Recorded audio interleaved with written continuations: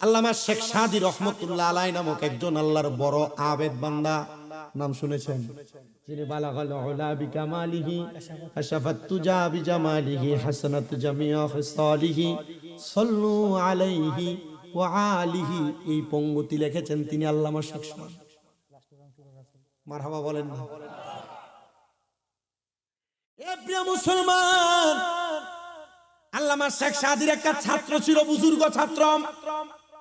সে পড়ালেখা করতে পছন্দ করতেন। মাদ্রাসায় পড়ার পাশাপাশি আল্লামা শেখ সাদীর বাড়িতেও বন্দর দিনে পড়তেন। মারহাবা। একদিন মাদ্রাসা বন্ধ, আল্লামা শেখ সাদীর বাড়িতে সকালবেলা চলে আসছেন কিতাব নিয়ে। হুজুর কিতাব পড়াইয়া দেন। আল্লামা শেখ সাদী তারা কিতাব পড়াইতেছে। সে কিতাব পড়তে পড়তে যোহরের নামাজের ওয়াক্ত হয়ে গেছে। হুজুর বলে, বাবা যেহেতু যোহরের ওয়াক্ত হয়ে গেছে, আব্বাজি এখন তুমি বাড়িতে যাও না, দেখি আমার বাড়িতে কি রান্না হয়েছে, তুমি খাইয়াই যাইবা। ছাত্র খুশি হয়ে গেছে। ছাত্রের বসে দিয়ে আল্লামা শেখ সাদী পেছনে গেছেন দেখার জন্য বউ কি রাঁধছে। আল্লামা শেখ সাদী যায় দেখেন ওনার স্ত্রী এক ডেগের মধ্যে চাউল পানি দিয়া ফালায় রাখছেন, আর এক ডেগের মধ্যে তরকারি পানি দিয়া ফালায় রাখছেন, কিন্তু রান্না করেন নাই। আগে তো মাটির পাতিলাতে রান্না হইতো না, ফালায় রাখছেন, রান্না হয় নাই। আল্লামা শেখ সাদী ওনার স্ত্রীকে এক ধমক দিলেন, দুপুর হয়ে গেছে এখনো রান্না হয় নাই, আমি আবার মেহমান দাওয়াত দিলাম। ওই মহিলা আল্লামা শেখ সাদীর ধমক শুইনা ডেগের ফাতিলদারে হাতের মধ্যে লইয়া আল্লামা শেখ সাদীর মাথার ভিতরে ঠাস করে বাড়ি মারছে। লাকড়ি আইনা দেন নাই তো রাত বুকি দিয়া, এই কথা বইলা ডেক দিয়া বাড়ি মারছে। আপনি মনে করছেন মোল্লা মানুষও ঘরে শান্তিতে থাকে? মোল্লার ঘরে আরো অশান্তি, কারণ 30 দিন চাকরি করে আপনি ছুটি দেন, একদিন গেল কাপ কাপ শুরু হয়ে যায়, ঠিক না? আপনি যে বেটারে ছুটি দেন না, পরে আপনার বলে এই মোল্লাই বাগে ছুটি দিয়েন মাসে কমপক্ষে 7 দিন বেটারে। আপনারা কি কথা বুঝতেছেন আমি কোন দিকে ইঙ্গিত দিতেছি? হুজুর ঠিক আছে নি কথা? ছুটি দেয় একদিন মাসে, তার মধ্যে সুন্দর ওনার মাথার মধ্যে রাগ কইরাম দেখছি দিয়া বাড়ি মারছে। লাকড়ি আইনা দেও নাই তো রাত বুকি দিয়া, মাটির পাতিলা ডেগের নিচ ভাঙ্গা কাঁচাটা গলার ভিতরে জ্বলছে। আমরা হইলে বউ যদি একটা বাড়ি দিত, আমি 3টা কিস্তাম বউরে। আল্লামা শেখ সাদী আলেম মানুষ, বউ ফিডায় নাই। উনি বলেন, ঠিক আছে যেহেতু তুমি রাগ করে আমার এভাবে মারছই, গলার মধ্যে ডেগের কাঁচাটা আটকে গেছে, ডেগের কাঁচাটা উনি না খুইলা বলে, স্ত্রী গো এখন আমি বাইর হব, হইয়া এলাকার মানুষরা বলবো দেখো আমার স্ত্রী আমারে কত ভালোবাসে, আমার স্ত্রী আমারে মোহাব্বত করে গলার মালাটা পরাইয়া দিছে। বেরি একটা লাভ দিয়ে স্বামীর পায়ে ধরছেন, ডাক দিয়া কয়, স্বামী গো আপনি যদি এই কথা এখন মানুষকে বলেন, মানুষ আমারে ধিক্কার দিবে, কারণ বেটি বুঝা লাইছে এটা গলার মালা না, এটা বেটি বেজ্জতি করা। কথা কয় না কা?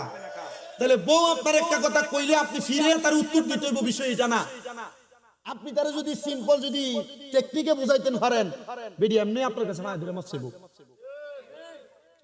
আল্লামা শেখ সাদীর মাথার মধ্যে বাড়ি মারছেন, আর উনি বলে আমি এখন যা বলবো এই এলাকার মানুষ। আমি একটু গোছাইতেছি ঘটনাটা, বলে শেষ গোছাইতেছি, এমনি তো 2 ঘন্টা গেছে। আল্লামা শেখ সাদী রাহমাতুল্লাহ আলাইহি শুধু বলছেন, আমি এলাকার মানুষের কাছে যা বিচার দিব, আমার স্ত্রী আমারে বড় মোহাব্বত করে গলার মালা পরাইছে। আল্লামা শেখ সাদীর স্ত্রী সাথে সাথে ওনার পায়ে ধরে ফেলছে।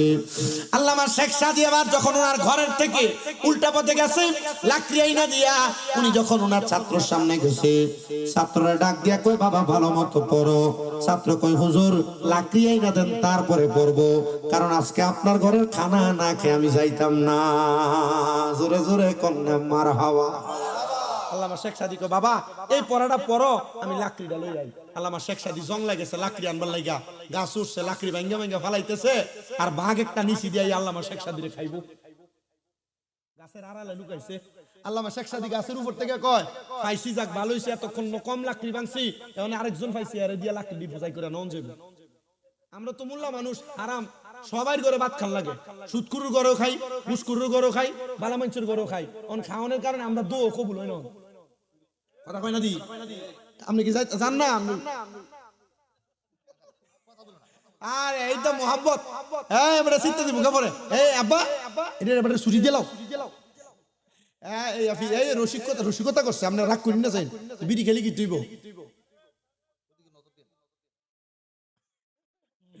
আচ্ছা রসিকতা নিয়ে এটা ভাল লাগছে আমার কাছে। আমি সত্য কথা বলি, আমি আইসা যখন বাইদের ফিরোজ ভাইদের উঠানে আমি দেখছি যে মুরব্বীরা যুবক ছেলেরা একসাথে মিলামিশা সুন্দর কাজ করতেছে।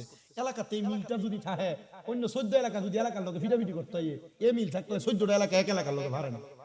আর মিল যদি না থাও দেখবেন 2 জন 3 জন তোমরা ফিটটা ঘরের ভিতরে ঢুকে নেবে। এলাকার মানুষ মিল থাকো, ফিটাফিটি করো না, মারামারি করো না, মিলামিশা থাকো, লাভ আছে নি? কথা কেন লাভ আছে না নাই?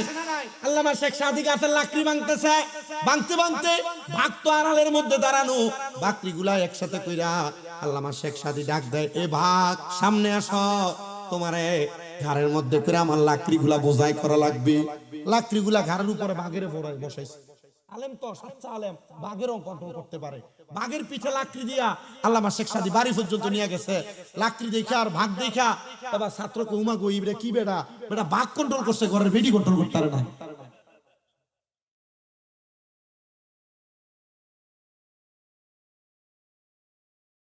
আসলে কঠিন। বাঘেরে ফুস মানান যায়, ঘরের বউ যদি ঘাউরা হয় এটারে ফুস মানান যায়। জোরে কইও না মেম্বার, বাজ্জা কইতো না। এ প্রিয় মুসলমানেরা শোনো, অন্তরের কানটা লাগে শোনো। উনি লাকড়িগুলো ওনার স্ত্রীর দিয়ে আল্লামা শেখ সাদী ছাত্রের সামনে আসছে। ছাত্র কই হুজুর এত বড় আলেম, আপনি জংলার একটা ভাগ রে আপনি কন্ট্রোল করে ফেললেন, কিন্তু নিজের স্ত্রীরে কন্ট্রোল করতে পারলেন না।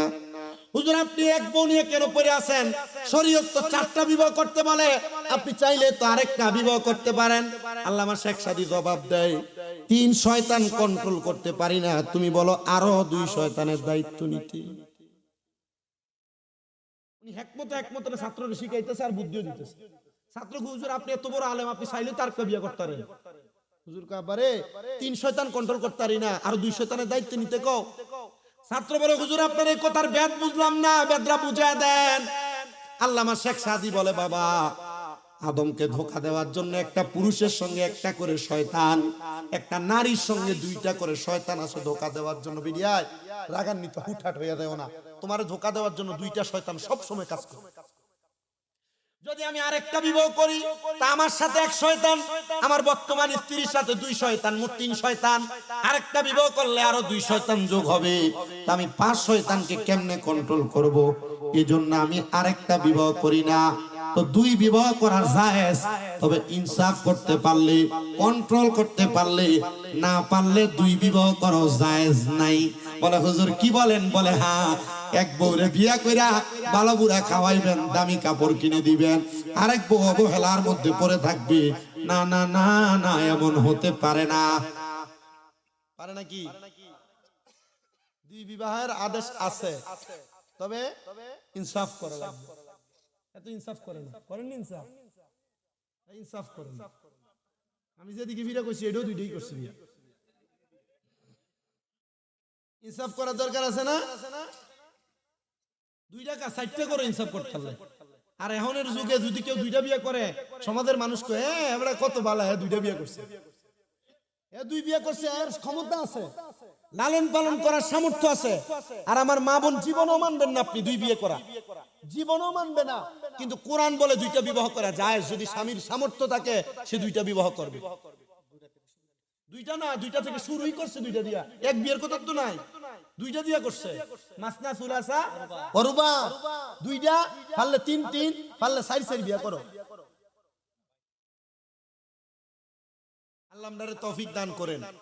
আমি নাস্তে কইছে অনুমতি দিবেন, কোন এতিম মেয়ে থাকলে অথবা স্বামী হারা, স্বামী মারা গেছে, জামাইরে বিবাহ করাই দিবেন। এটা হইলে স্বামী পরকীয়ার গুনাতে লিপ্ত হবে না। স্বামী 2 বউ পাইলে 2 বউ চালাইতে যায়, বেটা অন্য বেটির দিকে নজর দেব, শেষ বেটা নেই। এটা তো করতে চায় না। আমার এক ভক্ত আছে নরসিংদীতে বাড়ি, বেলাবোতে আপনাদের দোয়ায় সারা বাংলাদেশে আমার অনেক পুরুষ মহিলা সব ভক্ত আছে। তো এই মহিলা ওনার স্বামী দুবাই থাকতো, আমাদের বাড়িতে দীর্ঘ 6-7 মাস আমার আম্মার খেদমত করছে অসুস্থ থাকা অবস্থায়। উনি ওনার স্বামীকে সব সময় কইতো যে আপনি আরেকটা বিয়ে করেন, আপনি একটা বিয়ে করেন, ওনার স্বামী এটা পজিটিভলি না নিয়ে নেগেটিভ নিছে, আরে আমার বিয়ে করতে কই না জানি কোন দিকে থেকে রে। তো আমি আমার বাড়িতে বসে আমি, আপনি বারবার এই কথা বলেন কেন? না হুজুর বিয়ে করলে তো অসুবিধা নাই, যদি ওনার মাধ্যমে যদি আরেকটা এতিমের দায়িত্ব নিতে পারে বা স্বামী হারা মহিলার দায়িত্ব নিতে পারে, এটা তো ভালো কাজ। এজন্য আমি আমার জামাইরে বলি বিয়ে করার জন্য। আর যদি দুইটা বিয়ে করে আমরা দুইজনে মিলামিশা থাকবো, আমার জামাই থাকবো বিদেশ, আমরা দুই বউ এক লগে থাকি আমরা মিলামিশা চলবো। আমি কারি মহিলা চিন্তা তো পজিটিভ, মারহাবা কই না তো। ওই মহিলার সাথে আমার আরেক ভক্ত এর বাড়ি যে হোমনাতে দুলালপুরের কাছে, ইবিটিরও জামাই নেশা করতে বিদায় ছাড়াছাড়ি হয়েছে।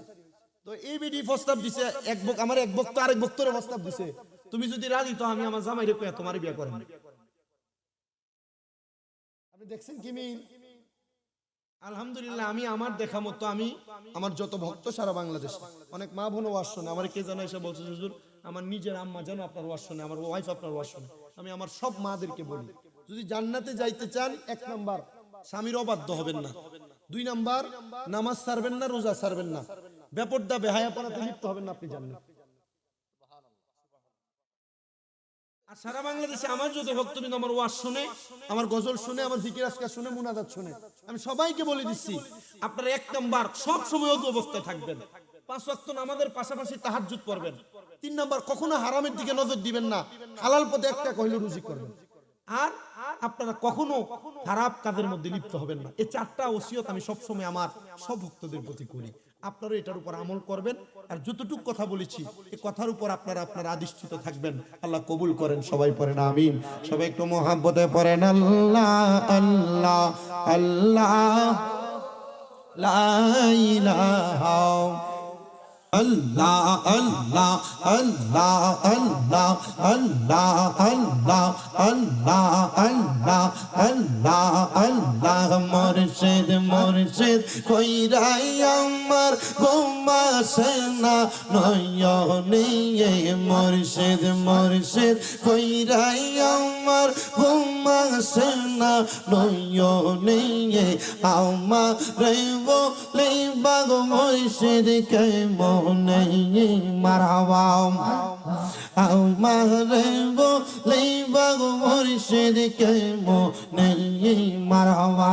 আল্লাহ আল্লাহ তোমায় আমি ভালোবাসি পাগলের মতন গো মুর্শিদ, পাগলের মতন মনে চাইলে তোমার দিকে ছুটে আমার মন মারহাবা।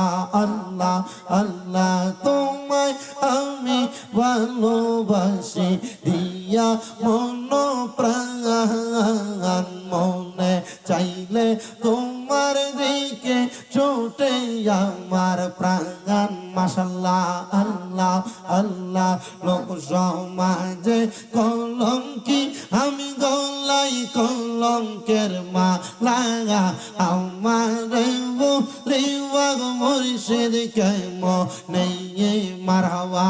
আল্লাহ আল্লাহ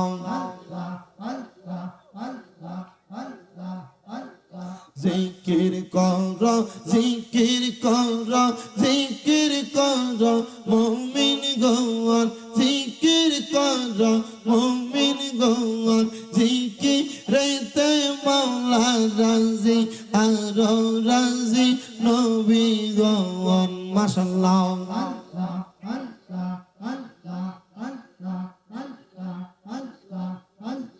জিকির কর জিকির কর জিকির কর মুমিন গণ, জিকিরেতে মাওলা রাজি আর রাজি নবী গণ। মারহাবা আল্লাহ আল্লাহ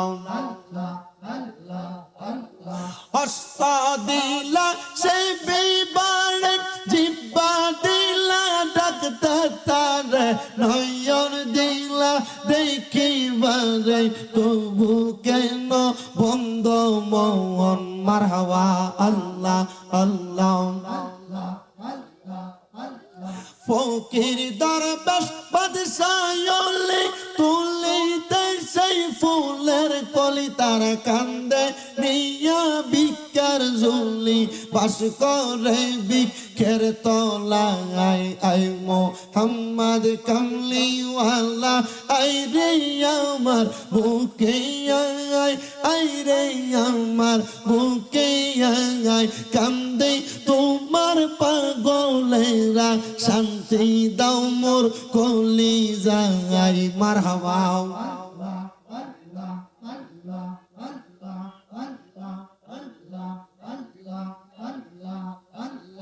আল্লাহ আল্লাহ আল্লাহ আল্লাহ আমরা কদমে কদম রাখি না মুর্শিদের কদমে আমরা নজরে নজর রাখি না মুর্শিদের নজরে যদি আমার গফুর চিস্তির কষ্ট লাগে মায়ার অন্তরে আল্লাহ আল্লাহ ও গো আমার বড় পীর পীরানে পীর দস্তগীর ও গো আমার বড় পীর পীরানে পীর দস্তগীর অঞ্জু রাই তোমার দিদা রে বড় পীর নয়নজু রাই তোমার দিদা রে আল্লাহ আল্লাহ ও গো আমার বড় পীর পীরানে পীর দস্তগীর ও গো আমার বড় পীর পীরানে পীর দস্তগীর নয়ন জোড়াই তোমার দিদা রে গাউস নয়ন জোড়াই তোমার দিদা রে আল্লাহ আল্লাহ লা ইলাহা ইল্লাল্লাহু মুহাম্মাদুর রাসূলুল্লাহ সাল্লাল্লাহু আলাইহি ওয়াসাল্লাম। আল্লাহর কোরআন বলে যারা জান্নাতি আর যারা দুজুকি তারা একরকম না, একরকম না। আল্লাহ কেন একরকম না? আল্লাহ বলেন আসহাবুল জান্নাতি হুমুল ফাইজুন, যারা জান্নাতি তারা হলো সফল কাম। আজকে ঈদের দিনে যারা যারা বেহায়াপনাতে ব্যস্ত হয়ে গেছো, ঈদের দিনে বেপরোয়াভাবে অশালীনভাবে চলাফেরা করতেছো, নিজের ঘরের পুরুষ ছাড়া অন্য পর পুরুষের সামনে যে মহিলারা যাইতেছো, যেই পুরুষেরা নিজের স্ত্রী ছাড়া অন্য মহিলাদের সঙ্গে অবাধভাবে চলাফেরা মেলামেশা করতেছো, তোমরা মনে করেছো ঈদের দিন মনে হয় খুশি উদযাপন করতে যায়া এমন বেহায়াপনা করার কারণে মাপ পেয়ে যাইবা। তোমরা যারা গান বাজনা নিয়ে ব্যস্ত, তোমরা যারা গোলা বারুদ বাদি নিয়ে ব্যস্ত, খোদার কসম করে বলি রে মুসলমান, এগুলার কারণে আল্লাহ তাআলার জাহান্নাম তোমার জন্য অবধারিত।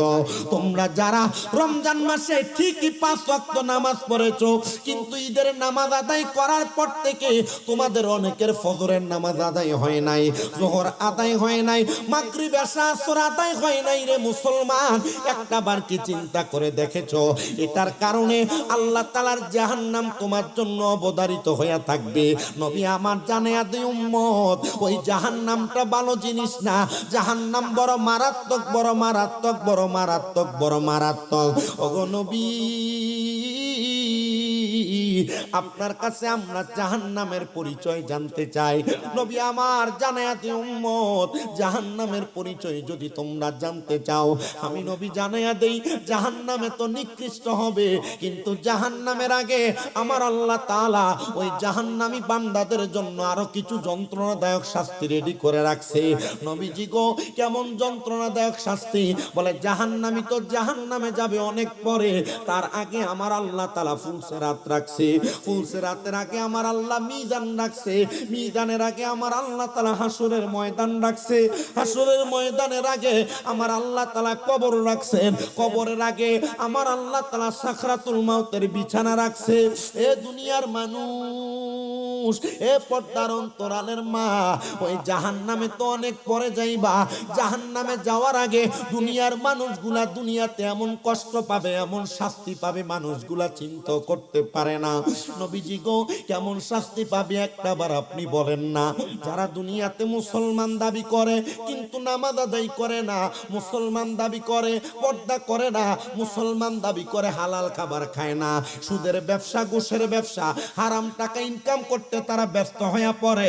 আল্লাহর নবী জানায়া দেয়, দুনিয়ার মানুষ শোনো, ওই মানুষগুলা কখনো ইমানদার হয়ে মারা যাবে না। নবীজি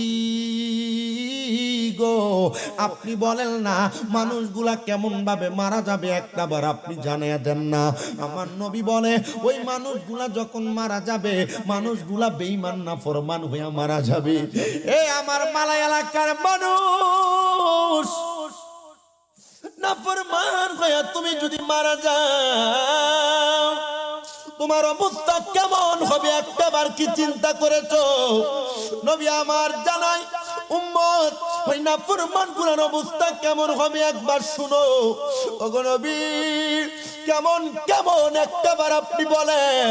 আমার নবী বলে, যখন মানুষটা মৃত্যুর বিছানার মধ্যে ছটফট ছটফট করবি, ওই মানুষটার কাছে আমার আল্লাহ তাআলা মানুষটার রূহ কবজ করার জন্য, তার দেহ থেকে পান পাখিটা বাহির করার জন্য একটা ফেরেশতা পাঠিয়ে দিব। যেই ফেরেশতাটার নাম হলো মালাকুল মাউত আজরাইল, মানে বান্দাটা হলো মৃত্যুর ফেরেশতা। বান্দা রূহটা যখন কবজ করে নিয়ে যাবে, ওই বান্দা বড় কষ্ট পাবে, বড় কষ্ট পাবে। নবী গো, কেমন করে কষ্ট পাবে একটাবার বলেন না। বলে, আমার আল্লাহ তাআলা দুনিয়া যখন বানান নাই, দুনিয়া বানানোর আগে আমার আল্লাহ তাআলা অসংখ্য ফেরেশতা বানাইছেন। আমার আল্লাহ যখন মানুষ বানান নাই, আল্লাহ তাআলা অসংখ্য ফেরেশতা বানাইছেন। এ দুনিয়ার মানুষ শুনো, আমার আল্লাহ তাআলা অসংখ্য ফেরেশতার মধ্যে চারজন ফেরেশতা আছেন বড় স্পেশাল ফোর্সের ফেরেশতা। একজনের নাম হলো হযরত জিবরাইল আলাইহিস সালাতু ওয়াস সালাম, একজনের নাম হলো মিকাইল আলাইহিস সালাতু ওয়াস সালাম, একজনের নাম হলো ইসরাফিল আলাইহিস সালাতু ওয়াস সালাম, আরেকজন ফেরেশতার নাম হলো আজরাইল আলাইহিস সালাতু ওয়াস সালাম। এই চারজন ফেরেশতা আমার আল্লাহর বড় স্পেশাল ফেরেশতা। আল্লাহ তাআলা জানিয়ে দেয়, এ ফেরেশতার দল, তোমাদের মধ্যে আমি হযরত জিবরাইলকে আদেশ করলাম, মিকাইলকে আদেশ করলাম, ইসরাফিলকে আদেশ করলাম, যাও যাও যাও, আমি আল্লাহ তাআলা খলিফা নির্ধারণ করব দুনিয়াতে। আমার খলিফা বানানোর জন্য, আদম বানানোর জন্য তোমরা দুনিয়া থেকে মাটি নিয়ে আসো। জিবরাইল, মিকাইল, ইসরাফিল এই তিনজন ফেরেশতা একে একে পরপর দুনিয়াতে আগমন করেছে। দুনিয়াতে আইসা যখন তারা আদম তৈয়ার করার জন্য মাটি নিতে উনাদের হাতটা মাটির মধ্যে রাখছে, মাটির জবান আমার আল্লাহ খুলে দিছে। মাটির জবান দিয়ে আওয়াজ আসে, এ ফেরেশতা, আমাদেরকে নিয়ে যাও না, কারণ আমাদেরকে নিয়ে যাওয়ার পর আল্লাহ তাআলা আদম তৈয়ার করবে, আদম দুনিয়াতে মারামারি করবে, আদম দুনিয়াতে কাটাকাটি করবে, আদম দুনিয়াতে হানাহানি করবে। আমরা আদমের তৈয়ার হইতে চাই না। আমার আল্লাহ তাআলার ওই ফেরেশতাগুলা মাটির মায়া কান্না দেইখা চলে গেছেন।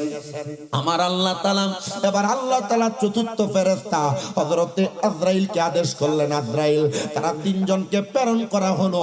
এবার তোমাকে আদেশ করলাম, যাও তুমি দুনিয়াতে যাইয়া আদম তৈয়ার করার জন্য মাটি নিয়ে আসো। ফেরেশতা আজরাইল দুনিয়াতে আগমন করলেন। দুনিয়াতে আগমন কইরা উনি ওনার ডান হাতের তালুটারে এমন ভাবে মাটির মধ্যে খাপটি মারলেন, খাপটি মারার সাথে সাথে আবার হাতের মধ্যে এক এক দুই দুই দুই দুই তিন তিন তিন তিন চার চার চার না একসাথে 40 মণ মাটি হযরত আজরাইলের হাতের মধ্যে উঠছে। ওই মাটি ডাক দিয়া বলে, এ ফেরেশতা, নিস্না রে নিস্না, কারণ আমার আল্লাহ আমি মাটিরে দিয়ে আদম বানাইবো। আমরা আদম হইতে চাই না, কারণ আদম দুনিয়াতে মারামারি কাটাকাটিতে ব্যস্ত থাকবে, ভাইয়ে ভাইয়ে জমিনিয়া দ্বন্দ্ব থাকবে, ভাই চাচা বাতিজা জমিনিয়া দ্বন্দ্ব থাকবে। এই দ্বন্দ্বতে যে একজন আর একজনের মাথা ফাটাইবো, আঘাত করবো, গর্দান ফেলে দিবে, হাত কাটবে, পাও কাটবে, না রে না, আমরা যাইতে চাই না। তখন আজরাইল ফেরেশতা ডাক দিয়া বলছে, ও মাটি, তুমি যেই খোদার সৃষ্টি, আমি ফেরেশতা সেই খোদার সৃষ্টি। আমার খোদা বলছে তোমাকে নেওয়ার জন্য, আমি আমার খোদার আদেশ পালন করি, তুমি যাইয়া তোমার খোদার আদেশ পালন করবা। এবার ওই আজরাইল কোনো কথা না শুই না মাটিটারে নিয়ে গেছেন আমার আল্লাহর নামকানে। আমার আল্লাহ তাআলা খুশি হইয়া আজরাইল ফেরেশতার নাম রাখলেন মালাকুল মাউত, মানে হলো মৃত্যুর ফেরেশতা। মৃত্যুর ফেরেশতা নাম রাখার পরে আমার আল্লাহ তাআলা ওই মাটি দিয়ে আদম তৈয়ার করলেন। আল্লাহ যখন ছিলেন একা, তার নাহি ছিল কোন সখা, তখন আল্লাহ প্রকাশ হইতে চায়। আল্লাহ যখন ছিলেন একা, কোন না ছিল নাহি কোন সখা, তখন আল্লাহ প্রকাশ হইতে চায়। আরে নিজ নূর হইতে খোদা হাবিবের নূর করিলেন জোদা, জোশ মারিলেন এশকের দরিয়া, হাই গো সময় যায় পড় দুরুদ নবী মুস্তাফায়, বলেন পড় দুরুদ। আই গো সময় যায় পড় দুরুদ নবী মুস্তাফায়।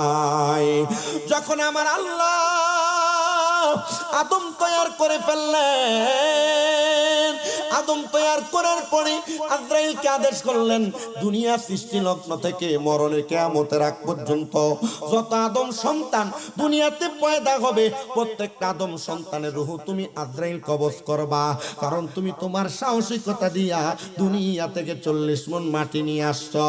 এ দুনিয়ার মানুষ শোনো, এ মালয়ের মানুষ শোনো, যখন আমার আল্লাহ তাআলা এই হুকুম দিয়া দিলেন তো আজরাইল তো আপনার রূহ কবজ করবে, আমার রূহ কবজ করবে, তখন আমার আল্লাহ তাআলা সাদরাতুল ইয়াকিন নামক একটা গাছ লাগাইছেন আল্লাহ লামকানের মধ্যে। ওই গাছের মধ্যে আমার আল্লাহ তাআলা ততগুলা পাতা দান করছেন, পাতা সৃষ্টি করেছেন।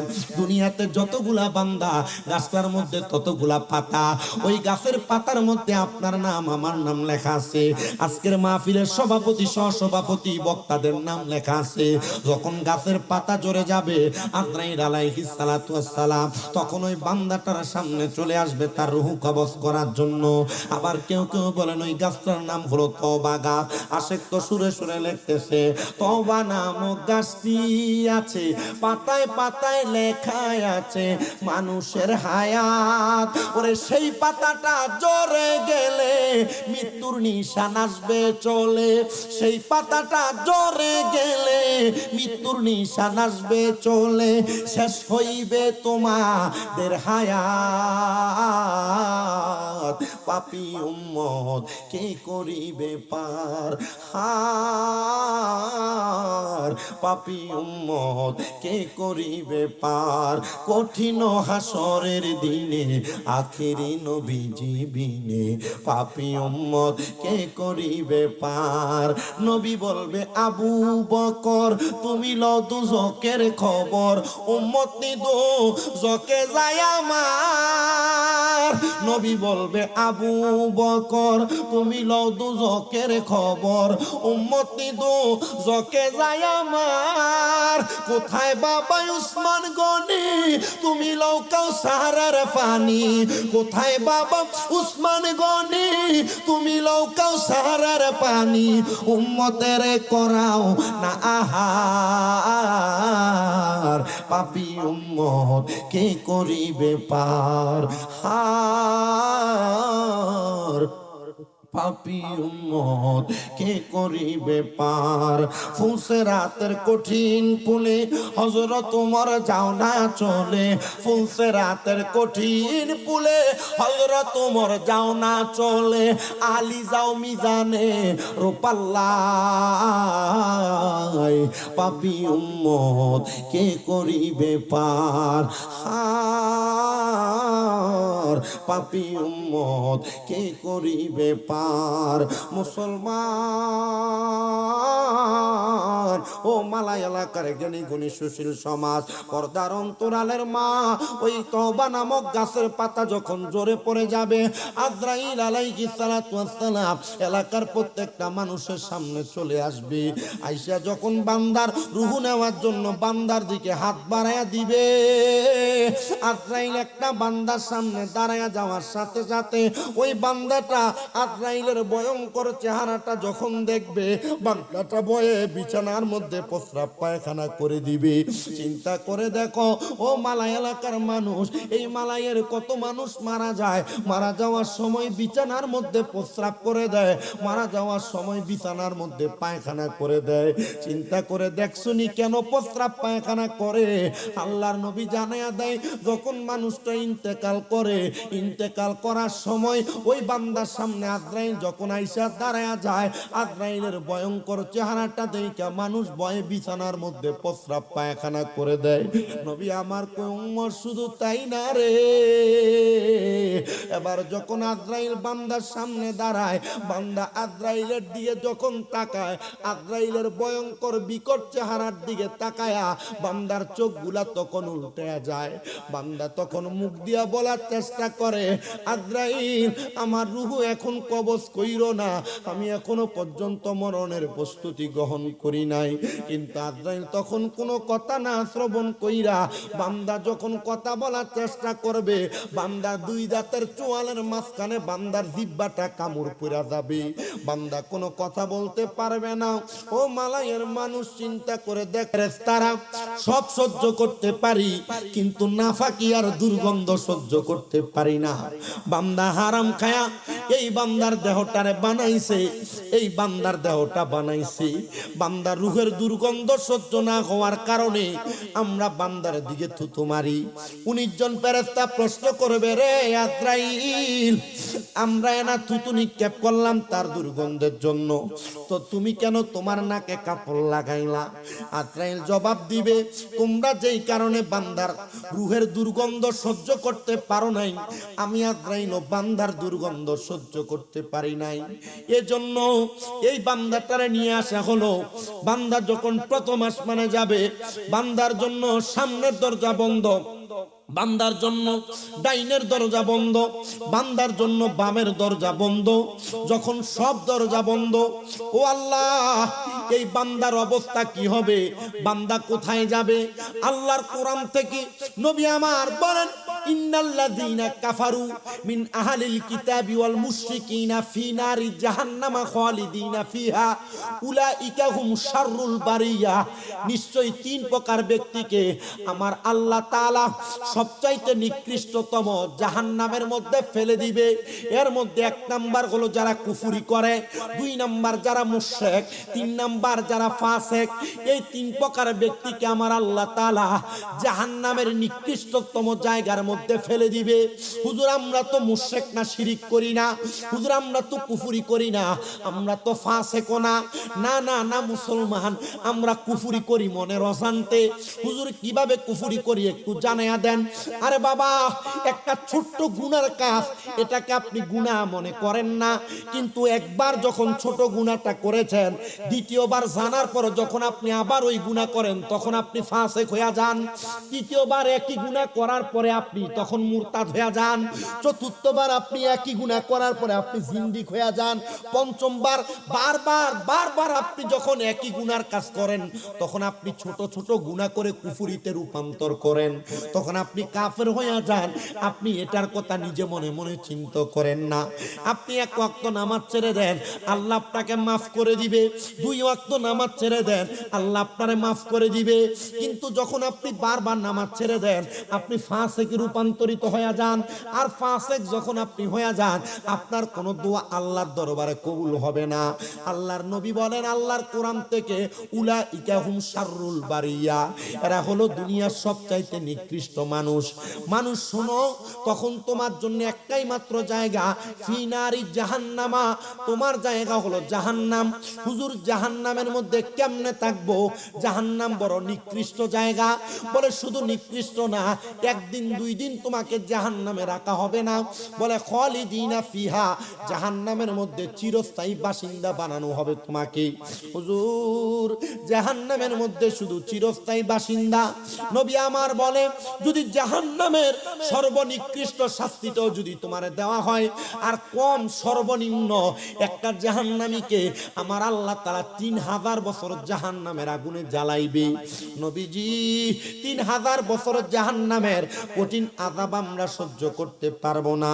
নবী আমার জানায়া দে উম্মত, জাহান্নামের মধ্যে সর্বনিম্ন 3000 বছর যখন জ্বালানো হবে, দুনিয়ার 500 দিনের সমান আমার আল্লাহ তাআলার জাহান্নাম আখিরাতের মাত্র একদিন।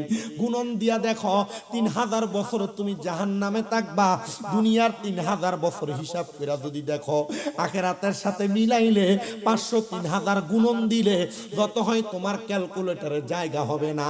ওই জাহান্নামের মধ্যেই আমার আল্লাহ তাআলা 3টা ভাগ করে ফেলবেন, একটা ভাগ 1000, আরেকটা ভাগ 1000, আরেকটা ভাগ 1000 করে। সর্বপ্রথম লাল রঙের আগুনের মধ্যে একটা জাহান্নামীরে ধাউ ধাউ করে জ্বালানো হবে, বান্দার শরীরটা জ্বলে পুড়ে ছাইকায় হয়ে যাবে, এমন ভাবে জ্বলবে, এমন ভাবে পুড়বে, বান্দার দেহ একবার পুরার পর আবার বান্দাকে জাহান্নামের আগুনের মধ্যে বান্দার দেহ বানায়া আবার শাস্তি দেওয়া হবে। সাহাবায়ে কেরাম প্রশ্ন করি, ইয়া রাসূলুল্লাহ, ইয়া হাবিবাল্লাহ, একটা বান্দাকে একবার শাস্তি দিলেই তো হয়, বান্দারে কেন বারবার আযাব দেওয়া হবে? বারবার দেহ বানায়া বারবার বান্দার দেহটারে জ্বালানো হবে? বলে বান্দা একবার গুনাহ করে নাই, বান্দা বারবার গুনাহ করেছে। একবার নামাজ ছাড়ে নাই, বারবার নামাজ ছেড়েছে। একবার রোজা ছাড়ে নাই, বারবার রোজা ছাড়ছে। সুদের টাকা ঘুষের টাকা খাইতে খাইতে বান্দার পেট বড় বানাইছে, বড় বিল্ডিং বানাইছে, দামি ঘর বানাইছে, দামি গাড়িতে চড়তেছে। এই বান্দা বারবার গুনাহ করার কারণে বান্দারে একবার দুইবার তিনবার করে বান্দারে 1000 বছর লাল রঙের জাহান্নামের আগুনে জ্বালানো হবে। দেহ তোমার চর্মচর গলে পচে যাবে, শিরায় উপশিরাগুলো ছিন্ন ভিন্ন হবে, মুন্ডু মেরুদণ্ড সবই হবে খণ্ড খণ্ড, মুন্ডু মেরুদণ্ড সবই হবে খণ্ড খণ্ড, পরে রবে মাটি রবিতর, রে মন আমার কেন বান্দো দালান ঘর, একদিন মাটির ভিতরে হবে ঘর, রে মন আমার কেন বান্দো দালান ঘর। প্রাণ পাখি উড়ে যাবে পিঞ্জর ছেড়ে,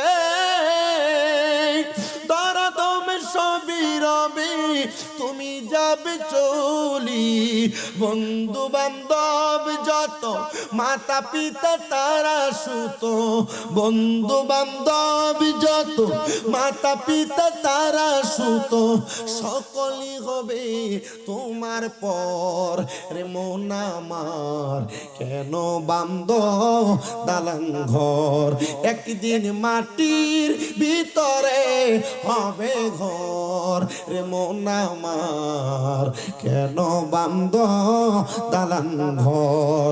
আপনারা বলেন মাটির ভিতরে যে ঘর হবে ওই ঘরটার নাম কি? বিল্ডিং না কবর? আল্লাহ তাআলা ওই কবরের প্রস্তুতি নেওয়ার তৌফিক আমাদেরকে দান করেন, পড়েন আমিন। সবাই মুহাব্বতে জবান খুলে দুরূদ শরীফ পড়েন, আল্লাহুম্মা সাল্লি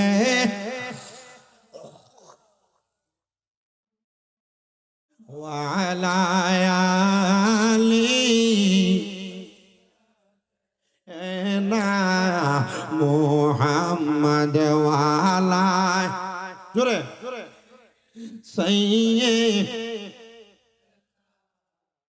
কারবা বাড়ি কারবা ঘর কারবা কি কন্যা, কারবা বাড়ি কারবা ঘর কারবা কি, হেলাই হেলাই কাটা ইলাম জিন্দেগি, আল্লাহুম্মা সাল্লি, মারহাবা, ভালো লাগতেছে, মুহাম্মদ ওয়া আলা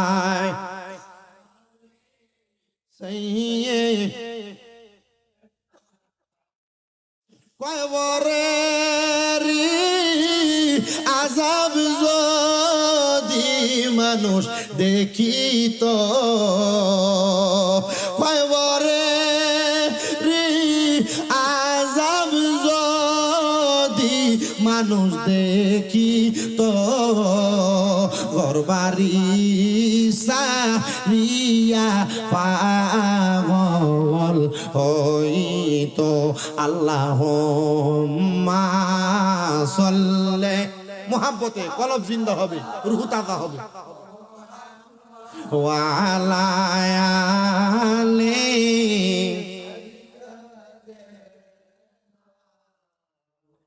এবার আমি আমার মালাই এলাকার মানুষের কাছে জানতে চাই, জাহান্নামের আগুনকে আমার আল্লাহ কয় ভাগে ভাগ করব? জবাব দেয় না। জোরে করলা, কয় ভাগে ভাগ করব? এ বাবা, প্রথম ভাগের আগুন হলো দুনিয়ার আগুনের মতো, লাল রঙের আগুনে 1000 বছর জ্বালাইবো। ওই আগুনে বান্দার দেহরে জ্বালাইবো, আবার বানাইবো, আবার জ্বালাইবো। সাহাবায়ে কেরাম কয় নবী গো, এরপর 2 নাম্বার জাহান্নামের আগুনে বান্দাটারে কেমনে পুরাইবো? কয় জাহান্নামের আগুন তো থাকবো, এবার আগুনের রংটারে সাদা দোয়াজুক কইরা দিব। সাদা দোয়াযুক্ত আগুনে আরো 1000 বছর জ্বালাইবো। 1000 বছর ওই সাদা দোয়াযুক্ত আগুনে জ্বালায়া বান্দাটারে আরো 1000 বছর এবার আগুনের রঙের সাথে কালা দোয়াযুক্ত কইরা দিব। ওই কালো রঙের দোয়াযুক্ত আগুনের মধ্যে বান্দারে জ্বালায়া পুরায়া যখন 3000 বছর সর্বনিম্ন জ্বালাইবো, সাহাবায়ে কেরাম কান্না করে। নবীজির মজলিসের মধ্যে নবীজির 72 মতান্তরে 73 জন সাহাবায়ে কেরাম নবীজির দরবারে বেহুশ হয়ে গেছেন। কেউ জাহান্নামের কঠিন আযাবের কথা শুইনা গড়াগড়ি করে কাঁদতেছেন। নবীজি আমার এই কথা, এই অবস্থা দেইকা প্রশ্ন করে সাহাবায়ে কেরাম, তোমরা কেন এমন ভাবে কান্নাকাটি করো? একজন ডাক দিয়া বলি, ইয়া রাসূলুল্লাহ, আমার আল্লাহ কি শুধু জাহান্নামের আগুনে জ্বালাইবো? আমার আল্লাহ কি তাদেরকে একটু শান্তি প্রদান করবে না? নবী আমার কয়, শুনো, বান্দারে 3000 বছর জাহান্নামের আগুনে জ্বালায়া বান্দারে তাকাসসুর নামক একটা জায়গার উপর দাঁড় করায়া দিব। ওই তাকাসসুর নামক জায়গার মধ্যে দাঁড়ায়া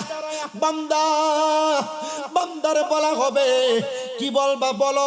তোমাকে সুযোগ দেওয়া হলো। আপনি মনে করতেছেন দুনিয়ার কোন চোর চুরি করে ধরা খাইলে তারা 2, 4, 5 মিনিট পিডাইলে সে চুরির কথা স্বীকার করি।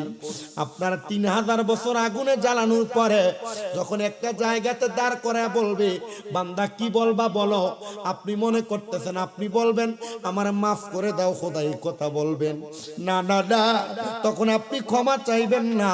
আপনি বলবেন, ও আল্লাহর ফেরেশতার দল, 3000 বছর জাহান্নামের আগুনে জ্বলার কারণে আমাদের জিহ্বা থেকে কলিজা পর্যন্ত শুকিয়ে গেছে, দাও না একটু পানি নি ব্যবস্থা করে দিতে পারো?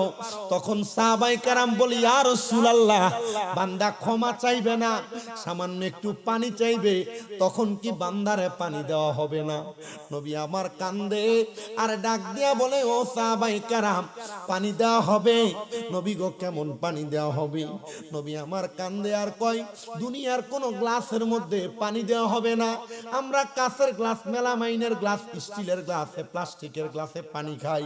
নবী আমার কয়, লোহার একটা গ্লাস যেটাকে আগুনের মধ্যে উত্তপ্ত করলে কয়লা যেমন লাল হয়ে যায়, জাহান্নামের ওই আগুনের যেই গ্লাস হবে ওই গ্লাসটা একবার আগুনের কয়লার মতো লাল হবে।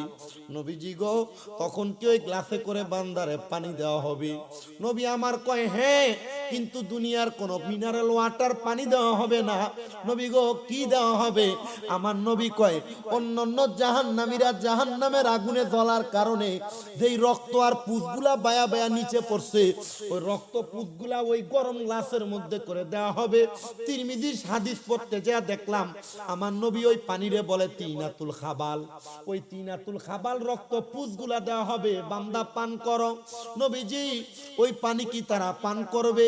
বলে টকবক টকবক করে ফুটবে।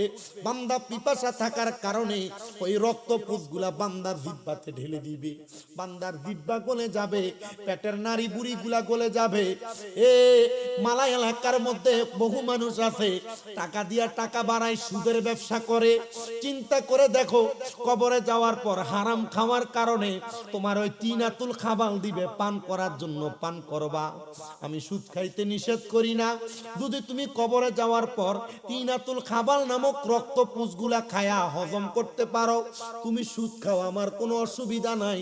তবে সাবধান, সতর্ক, সুদ যেই ব্যক্তি খায় ওই ব্যক্তির চেহারা সকালবেলা কুকুর পর্যন্ত দেখতে চায় না।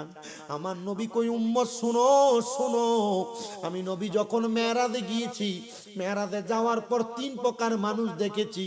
এর মধ্যে এক প্রকার মানুষ হলো যাদের পেটগুলা কাল বুয়ুতিন, একটা ঘরের মতো। আমি তাকায় দেখলাম ওই ব্যক্তিগুলার কেউ না, ওই ব্যক্তিগুলা হলো এলাকার হারামখোর সুদখোরেরা। মুসলমান ইমানদার শোনো, শুধু নবী আমার এই কথা বলে থেমে যান নাই। নবী আমার বলে, আমি তাকায় দেখলাম এদের পেটের মধ্যে হলুদ রঙের 2 শিংওয়ালা সাপ তাদের কলিজার মধ্যে কামড় দিতেছে। কিন্তু আমাদের সমাজে তো পচা, আমাদের সমাজে তো নিকৃষ্ট। যেই ব্যক্তি হারাম খায়, যেই ব্যক্তি সুদ খায়, এটারে ধরে নিয়া মসজিদের সভাপতি বানায়। কথা কয় না ঠিক কিনা? আমাদের সমাজে তো পচা, যেটা সুদ খায়, যেটা ঘুষ খায়, যেটা পরের হক খায়, এটারে ধরে নিয়া মসজিদের সেক্রেটারি বানায়। আমাদের সমাজে তো পচার পচা, যেটা 10 টাকার এক কাপ চায়ের কাছে বিচার বেচ চালায়, এটারে নিয়ে এলাকার সর্দার আর মাতবর বানায়। যেটা 500 টাকার কাছে বিচার বেচছে উচিতটারে বেসিত বানায়, এটারে নিয়ে এলাকার সর্দার বানায়। আপনারা বলেন এমন সিটার বাটফার সর্দার সমাজের মধ্যে আছে না নাই? আপনারা বলেন এমন হারামখোর, হারাম টাকা দিয়া বড় বিল্ডিং বানাইছে, এমন বাটফার আছে না নাই? আপনারা বলেন সুদের টাকা, ঘুষের টাকা দিয়া বড় বড় মাছ আর ফেডির খারি খায়া ফেটটারে বড় বানাইছে, এমন হারামখোর সমাজে আছে না না? ওরে কি হবে আলেম সেজে সমাজেতে, যদি না হক কথা উচ্চ সুরে না বলিতে? কি হবে আলেম সেজে সমাজেতে, যদি না হক কথা উচ্চ সুরে না বলিতে? চাকরির ভয় করহ যদি, ছেড়ে দাও ইমামতি। চাকরির ভয় করহ যদি, ছেড়ে দাও ইমামতি। কি হবে আল্লাহকে ধোঁকা দিয়ে? কি হবে আল্লাহকে ধোঁকা দিয়ে? কি হবে বেঁচে থেকে অযথা বিদ্যা শিখে, যদি না গড়তে পারো শোষণবিহীন সমাজটাকে? আপনারা বলেন এমন হারামখোর, সুদখোর, ঘুষখোর মালা এলাকায় আছে না না? শুধু আছে বললে চলবে না। সোনার বাংলাদেশের এমন কোন গ্রাম নাই যেই গ্রামের ভিতরে নিম্নমানের একটা সুদখোর নাই। নিম্নমানের না থাক, মধ্যবিত্ত মানের সুদখোর আছে। মধ্যবিত্ত মানের না থাক, উচ্চবিত্ত মানের সুদখোর আছে। আরে বাবারে, এলাকাতে মানুষ সুদখোর সুদখোর বইলা খেপায়। আগে তো কোন রকম বেড়া মানুষ সুদ খাইতো, এখন আবার বাড়ি বাড়ি বেরিয়েতে সুদের ব্যবসা করে। আপনারা কোন এমন বেরিয়ে সুদখোর সমাজে আছে না নাই? এবির কাছে যায় যদি জিজ্ঞেস করে, চাচি দেখেন না 10,000 টাকা দেওয়া যায়নি, বেডিকে আমার কাছে নাই, আমার বইনে দিছিল, তাই এডি দিয়া চল্লা ফিরা খায়। তুমি যদি 10,000 নাও, মাসে 1,000 করে লাভ দেওয়া লাগবো। আপনারা কোন বইনের নাম দিয়া সুদের টাকা লাগে? এমন বেরিয়ে তো সমাজে। আস্তে কইছি কথা, কোন এমন সুদখোর আছে না নাই? এ বাবা, আমার বেড়া বেড়িও সুদ খায় না। এলাকাতে এখন আরেকটা ন্যাশনাল সুদখোর বাইর হয়ে গেছে। এলাকাতে মানুষ সুদখোর বলবো, এই কথা চিন্তা কইরা এলাকাতে সুদে টাকা লাগায় না। জায়গা জমি বেচা 10-20 লাখ টাকা ব্যাংকের ভিতরে এককালীন 10 বছরের লাগা রাখিয়া দেয়, এটার নাম দিছে এফডিআর। বছরে বছরে তুইলা খায়। এবারে যদি জিগায়, কাকা কোনো কাম কাজ করেন না, চা দোকানে শুধু বইয়া বইয়া চাই খান, চলেন কেন? আল্লাহ সালা।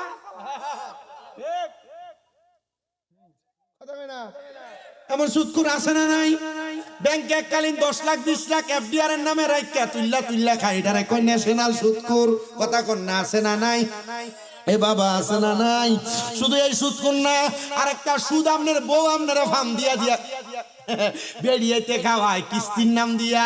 হুজুর এটা কেমন সুদ? দেখবেন আপনার রাত্রবেলা কি সুন্দর কয়, তুমি যে যা কামাই করো সব খরচ করে নাও, আমরা আবুদের একটা ভবিষ্যৎ আছে না, আয়ো আমরা ব্যাংকে একটা ডিপিএস করি। কথা কয় না, ডিপিএস এর নাম দিয়া সুদের টাকা খায়, এমন বেড়া বেরিয়ে তো সমাজে আছে না নাই? এটা জোরে কইতো না, কারণ এক কইলে চিন্তা করবো অনেকে তলে তলে ডিপিএস করে রাখছে, জিহুতের ভবিষ্যৎ করে দিবা। আচ্ছা সুদের টেহা হারাম টেহা দিয়া ডিপিএস এর টেহা দিয়া আপনি জিহুতের ভবিষ্যৎ করে দিবেন, এ জিহু তার মা বাপরে বাদ দিব? কথা কয় না রে, বাদ দিব? জীবনও দিবে না। এই জন্য বাবা সাবধান হইয়া যাও, সুদের টাকা ঘুষের টাকা দিয়া আরাম টাকা দিয়া নেতাগিরি চলে না, যদি দেখাইতে হয় হালাল টাকা দিয়া দেখাইবা। এই জন্য তো একজন আশেক সুন্দরভাবে লিখতেছি, একজন আশেক সুন্দরভাবে লিখতেছি, একজন আশেক সুন্দরভাবে লিখতেছি, এত দুঃখ রাখবো কোথায়, রাখার জায়গা নাই, আমাদেরই কপালেতে শান্তি বুঝি নাই, আমাদেরই কপালেতে শান্তি বুঝি নাই। ওরে সুদে গাছ সুদে ঘুষে জীবন কাটে, কপালে তার দাগ, মক্কাতে যায় হজ করিতে, নামের আগে লাগায় হাজি সাহেব, আবার চা দোকানে বৈশা হাজি টেলিভিশন চাই।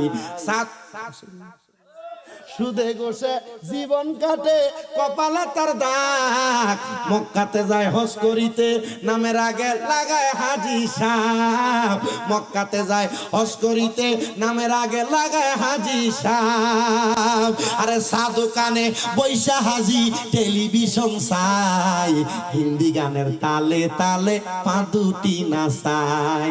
এত দুঃখ রাখবো কোথায়, রাখার জায়গা নাই, আমাদেরই কপালেতে শান্তি বুঝি নাই। সুদের টেহাও খায়, সাদা পাঞ্জাবি লাগাইয়া ইমাম সাহেবের পিছনে আক্কাতারে মুসল্লি সাজ্জা যায়। আপনারা কোন এমন মুসল্লিও আসেনি? একবার ইমাম সাহেবের ফেশনটা দিয়া জুমার নামাজের একবারে বয়ানটা খুতবাটা শুরু হইব, এই টাইমে ঢুকে 3-4 কাতার ঠেললা সামনের কাতারে যায় বয়, এমন বাচ্চার মুসল্লিও সমাজে।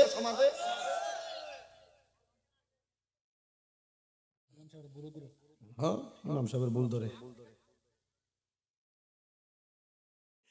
আমার প্রিয় মুসলমানেরা শোনো,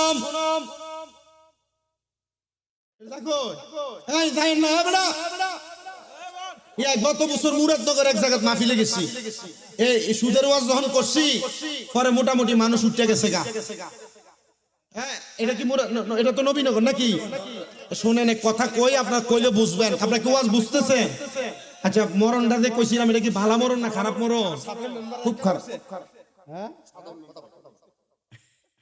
মারহাবা কন্যা দিন মেম্বার মেম্বার মেম্বার, এটা মেম্বার তো এলাকাতে ইমাম সাহেবের উঠাই দিয়ে এরপর লগে দিয়া বইয়ে, এটা মেম্বার বালা সাবে কইলো নিচে বইছে, মারহাবা কয় না, ঠিক আছে না? এনে যাও ইমাম সাহেব হুজুর উঠাই দিয়ে আমায় বইয়ে, হুজুরে খারিয়ে থাকে, বহু এলাকার ভিতরে এটি আছে নি, এটা মেম্বার ভালো মেম্বার, এটি নিচেই বইছে, সব দিয়ে সমানে খারিবা, মারহাবা কয় না দিই।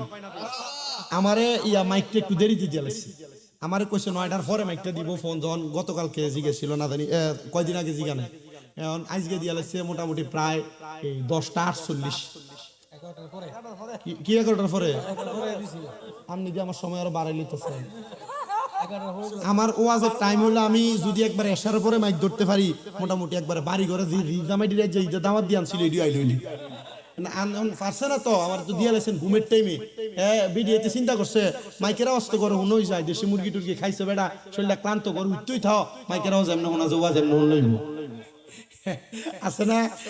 2000 প্যাকেট বিরিয়ানি হয়েছে, এটি তো খাওয়াই না, মানুষ লাগবো, মানুষ জিডি হয়েছে মোটামুটি, আমি তো এই তো পাইছিলাম না, অর্ধেকটা পাইছি না। আলহামদুলিল্লাহ, আপনারা যে আইসেন, আপনার এটার লাগে জাযাকুমুল্লাহ খাইরান, আল্লাহ কবুল করো, কামিন কর। কথা জানি কোনটা কইতাম লাগছিলাম, আর সুদকুত তো কইতাম লাগছিলাম, কোনে না ছিলাম দুযুগের 3টা অংশ। হ্যাঁ না, দুযুগের তো কইছি। হ্যাঁ, ইমাম সাহেবের ঠেললে সামনে যা। আচ্ছা, এখানে তো ইসলাম আওনের পরে আরো কিছু কথা মনে হইছে, এই জায়গাটাতে আসি। আল্লাহর হাবিব মুরাদনগরের ঘটনা কইতাম লাগছে, আপনারা চাইলেছেন। আমি গত বছর ওয়াজ করতেছি, এই সুদের ওয়াজ, এমন আমার বেটা কইছে যে হুজুর মাহফিলে কালেকশন, আজকে কালেকশন আছে নাকি? না দেখ ভাই বাচ্চা গেছি গা তাইলে হুজুর কালেকশন আছে আপনি কালেকশন করা লাগবে তো আমারে স্টেজে উঠার সময় বেড়া খুশি হুজুর ইয়া সুদ ঘুষের ওয়াজটা একটু কম করলো আমার যেটা মানা করে আমার আবার ঘাট তেরা দেখা আমি এই ওয়াজটা একটু বেশি করে করি এবার আমার এটা কনে আমি চিন্তা করলাম সুদের ওয়াজ করতাম না কোরআনে যেটা হারাম কইছে এবার আমার এটা করতাম মানা করে না এটা এখন করে না আমার লাগে ওয়াজিব হয়ে গেছে এখন আমি সুদের ওয়াজন ধরছি আস্তে আস্তে আস্তে আস্তে করে দেখি যে ডাইন দিয়ে একজন বাম দিয়ে একজন পিছন দিয়ে একজন সামনে দিয়ে একজন ফরদালগি দিয়ে একজন একজন করে উঠতে যাইতেছে গা এরা যে যাইতেছে গা এখন আমি কারণটা কি কারণ উঠতে জন গেছে গা কালেকশন তো করতে হবে মানুষে গিয়েছে কালেকশন না করলে ফামুকো কালেকশন শুরু করছি টেহা উঠছে কম আমি নাইমা কইলাম যে ভাই সাহেব মুরাদনগর এলাকার মানুষের মন যে বালা নবীনগরের পশ্চিম সাইড সোমনাথ তিতাস বানসারামপুর বহু মাহফিলের ভিতরে 13-14 লাখ টাকা ওঠে আপনার এলাকার ভিতরে কালেকশন করতে যাই লাগতাম 2,86,000 টাকা উঠছে ভাই আপনার এলাকার মানুষ কি কিপটা নাকি না হুজুর ইয়া যারা দেউন না আমরা ওয়াজ মনে সুবিধা হইছে না এরা উঠতে গেছে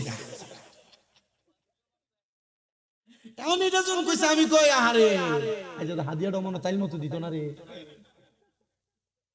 এরপরে বেটার ফোলাটা কাব্বা কো ভালো মানুষ তো সবতে উঠতে বইয়াছিল হুজুর যে সুদের ওয়াজটা করছে ওই যে অমুক মুতালেব কা উঠতে গেছে গা অমুক কা উঠতে গেছে গা আমি কারে ওয়াজ দিয়ে না বসে আপনি যদি এখন উঠতে জান গা পরে মানছি না আপনার মনে করে সুদ করবে না আপনি তো ভালো মানুষ দাড়ি দাড়ি রাখছেন মনে কষ্ট নিয়েন না আল্লাহ কবুল করো আমিন কর আচ্ছা আচ্ছা আপনার এলাকায় এমন সুদ করে আমাদের এলাকার বহুত আছে সুদও খায় নমাজও পড়ে আসেনি সুদও খায় ঘুষও খায় আবার পরের হক মাইরা খায় এমন আছে না নামাজ পড়ে আবার খেতে আইলে কাটতে কাটতে এটা হাতের বান বানাইলেছে এমন মুখফার আছে না আমরা এলাকার এক সুদ করে কথা শুনেন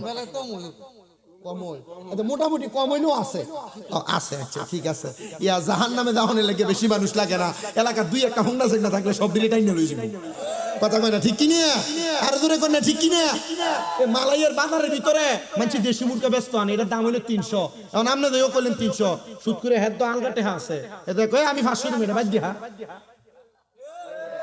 ইতার লাগে দেশি জিনিস কিন না আছে না নাই আমরা এলাকার এক সুদখোরের কথা কই শুনেন এই এবারে সুদে টেহা লাগায় এই বছরে 1,30,000 বছরে একবারে ঠিক কে তাতে 5 লাখ টাকা লইছে এর সুদের টেহা বাড়তে বাড়তে 5 বছর না কয় বছরে এর টেহা হইছে 12.5 লাখ কয় লাখ পুঁজি কত বাড়ছে কত 7.5 লাখ এখন টেহা যে বাড়ছে এখন এ কইতাছে যে আমি আমার মনে হয় কোন আর কোন ইয়া নাই মানে আমি আমার এই বাপের না বিজারা বেতন লাগবে হ্যাঁ আমার আব্বারে ধরছিল পরে আমারে ধরছে আমারে কইতাছে কাকা ইয়া তুমি যদি পারো আমারে করা টেহা দিয়ে আমারে উদ্ধার করো আমার বাড়িটা তুমি রাখতে দাও ইয়া আমি আমার সুদের টেহাটা দিয়ে বাড়তে বাড়তে এটা 12.5 লাখ কইছে 12 লাখ কইছে আমি টেহাটা দিতাম একটু কষ্ট করে আমি ঠিক আছে আমি দিয়া দেবো তুই আমার বাড়িটা দিয়ে দিস অসুবিধা নাই কিন্তু এখন এই টেহা দি তার মানে ঠিক মতো কহ ফারবো কত টেহা লইছ 5 লাখ লইছি এটা 12.5 লাখ কইছে কত 5 লাখ লইছি 12.5 লাখ 12 লাখ কইছে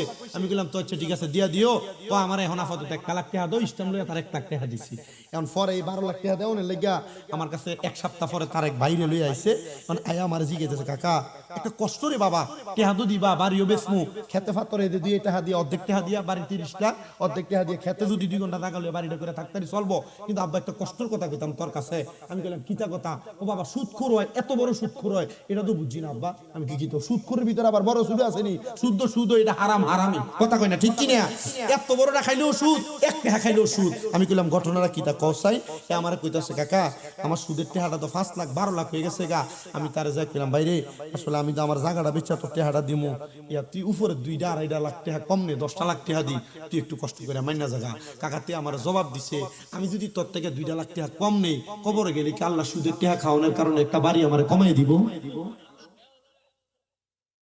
জানে এর দে বাইরে গো এর লাগে কম খায় না বেশি করে খা কথা কই না ঠিক কি না এ জানে আর কবরে গেলে ফিটাইবো এত বেশি করে খা ও কাকা এই কথা কই আমার লগে লগে বাইরে হলো তার পকেটের ভিতরে 7 লাখ টাকা টুফি আসর আদানটা দিছে ঠিক আছে যা যা যা ইয়া টাকা ফুরাটা লই আইস এ টুপিটা বাইরে করে দিয়া মাথাত লাগে আমি সুদে ঢুকে গেছে ওমারে এটা সুদ খায় আসেনি কথা কইেন হ্যাঁ বিরিয়াত তোমরা যারা তোমাদের জামাইয়ের টাকা ইনকাম খাও জামাই কামাই করে 15,000 টাকা তুই বেটি ঈদের মার্কেট করবার লাগে তুই কজে তোরা দিত 20,000 টাকা মাতে না তো বেটা বেটা কামাই করে 15,000 টাকা বেটি নিয়ে 10,000 টাকা বেটির এক থ্রি পিসের দামে 8,000 টাকা কথা কই না আম্মা তুমি একবার জিগাইলা না যে কোন টেহাটা দিয়ে তোমার টেহা দিল, কারণ বেড়া তখন হালাল টেহা দিয়ে বেড়ে টেহা দিতারে না, তখন বেড়া আবার সুদে টেহা লাগা, ঘুষে টেহা লাগা, মানুষের টেহা চুরি করে, সরকারি চাকরি করলে ঘুষ খা, কথা কয় না তো ঠিক কিনা? এ মা হারাম টেহাডি খায়া হারাম টেহা দিয়া যে মুরকার রান খাইতাছ, শুধু শুকরের গোস্ত হারাম না, সুদের টেহার গোশের টেহা দিয়া গরুর গোস্ত খাইলে এটাও হারাম, সুদের টেহার গোশের টেহা দিয়া খাসির গোস্ত খাইলে এটাও হারাম, কথা কয় না ঠিক কিনা? সাবধান, সতর্ক, এটা থেকে সাবধান হয়ে যাও। মা স্বামীর কথা মাইনো, শুইনো, এক কাপড় একবার দিলে এক তরকারি দিলে খাইও, খাইয়া মাইনা নিও। আর এখনকার যুগের বিরিয়াত এমন ঘাট তেরা, জামাই যদি কয় একটা কয় তিনটা, কথা বলেন আছে কিনা? আল্লাহর নবী কই ওই প্রকার মহিলা থেকে সাবধান, যে মহিলার নাম হইল হান্নানা। নবী ওইটাকে কয় যেই মহিলা স্বামীর আদেশ মানে না, এটারে বলে হান্নানা। এবিডিরে কয় যে তুমি ঘরের বাইরে যাইও না, এবিডি জামাইরে ঘুমের রাখতে সকাল 10টার ভিতরে নবীনগর বাজার করে চলে, কথা কয় আছে কিনা? এবিডি প্রত্যেক বৃহস্পতিবারে ওই যে কি হাতার মোড় হইছে না একটা, এনে চটফড়ি ফুচকা টুচকা বেচে, নতুন রুট হইছে যে রাধিকার রাস্তাটা না, এবিডি প্রত্যেক সপ্তাহ বৃহস্পতিবারে এখানে না গেলে, শুক্রবারে না গেলে এবিডির ফেটের ভাত জমই না, কথা কয় না দি? আল্লাহর নবী কয় একটা মহিলা তার স্বামীর আদেশ ছাড়া বাবার বাড়িতেও যাইতে পারবে না।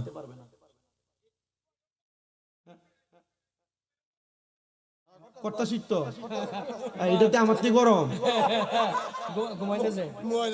আমরা বয়স 12 বলতে আপনি দেখাইতেছেন 28 বল, মারহাবা কয় না তো?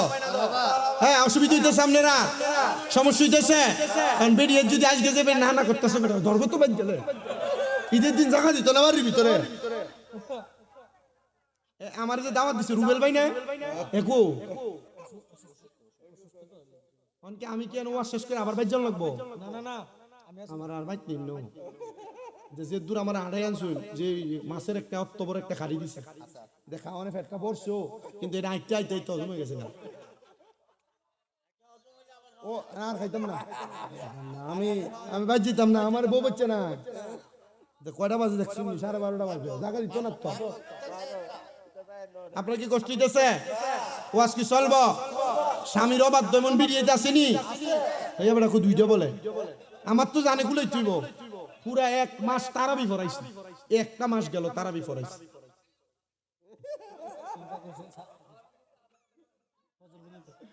গতবারের আগের বার মানে 3টা বার মাহফিলে ইসলাম জামালপুর, হ্যাঁ বিশেষ বক্তা দ্বিতীয় বক্তার ওয়াজ করায়া এরা মানুষের ছুটি দিছে সাহাফান খাইবার লাগে।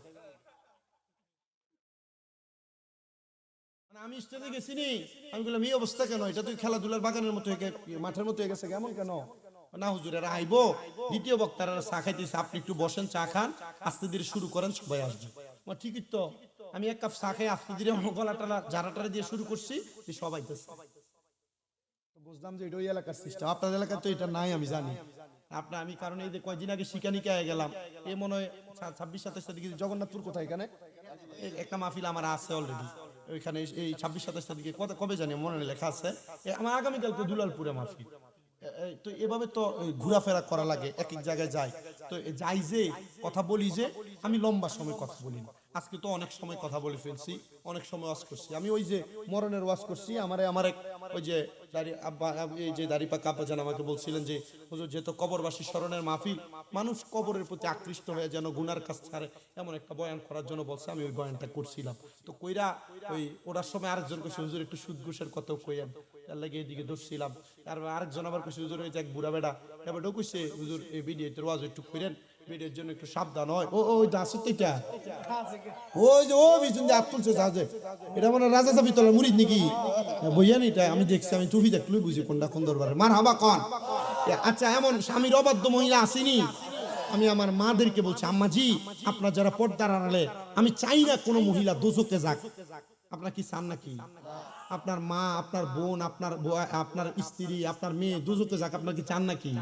আমি চাই না এ মালাই এলাকার কোন মহিলা দুজকে যাক, কিন্তু আম্মাজি আপনার যে স্বামীর অবাধ্য, আপনার যে বেপরদা পরপুরুষের সামনে যান, হুজুর ও পরপুরুষের সামনে যাই কই, আমি শুধু আমার দেওয়ারের হুন্ডাটা দিয়ে না সরি। আল্লাহ নবী কয় তুমি এটা দেবর মনে করছো, ছোট ভাই মনে করে হুন্ডার পিছনে ঘুরো। নবী কয় এই দেবরটা একটা মহিলার জন্য কাল সাপের মতো, মৃত্যু সমতুল্য, আর তুমি এটা ভাই মনে করো। হারাম হারাম হারাম, কোন দেবরের সামনে কোন মহিলা যাইতে পারে না। আর তুমি বেড়াইতে সামনে যাও, চেহারা দেখো, বাঙ্গরা বাজারে গেলে তোমার সব দোকানদার চিনে, ভাবিয়ে দিকে কথা বলেন না।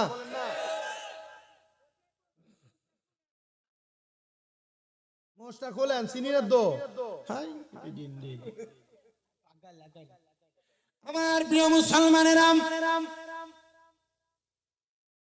আপনাদের যাদের স্ত্রীরা, আপনাদের যাদের মেয়েরা, আপনাদের যাদের বোনেরা, আপনাদের যাদের মায়েরা বেপরদা ভাবে পরপুরুষের সামনে যায়, মনে রাখবেন আপনি 5 ওয়াক্ত নামাজ পড়ে কপাল কালো বানাইতে পারবেন, আপনি জাহান্নামী।